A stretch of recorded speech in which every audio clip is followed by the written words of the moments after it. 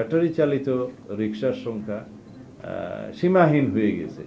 VIP root সহ main root যেখানে আছে, যেখানে নন মোটরাইজ ভেহিকেল চলার কথা না, সেই জায়গায় অসংখ্য এই ব্যাটারি চালিত গাড়ি চলেছে। এটা কিভাবে নিয়ন্ত্রণ করা যায়, এবং আজকে আমরা বলেছি পরীক্ষামূলকভাবে উত্তরা থেকে যেটা এয়ারপোর্ট রুট থেকে শুরু করে এই ভিআইপি রুট হয়ে সচিবালয় হয়ে এই রুটটা, যেটাকে আমরা ভিআইপি রুট হিসেবে জানি, এইখানে প্রাথমিকভাবে আমরা এই চলাচলগুলো সীমিত করব, নিয়ন্ত্রণ করব ব্যাটারি চালিত গাড়ি। তারপর পরীক্ষামূলকভাবে আরেকটাতে যাব গ্রাজুয়ালি। এইভাবে আমরা যানজট মুক্ত হওয়ার চেষ্টা করব।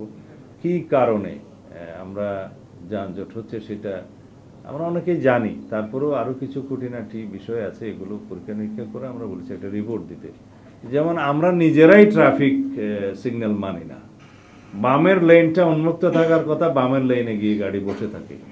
এগুলোর জন্য আমরা সিটিজেন হিসেবেও আমরা দায়ী। আমরা এই সচেতনতাটা আবার সৃষ্টি করতে চাই, যাতে আমরা প্রত্যেকে ট্রাফিক আইন মেনে চলি এবং ট্রাফিক পুলিশকে সহযোগিতা করি। তাহলেও কিন্তু অনেকটা সমাধান হয়।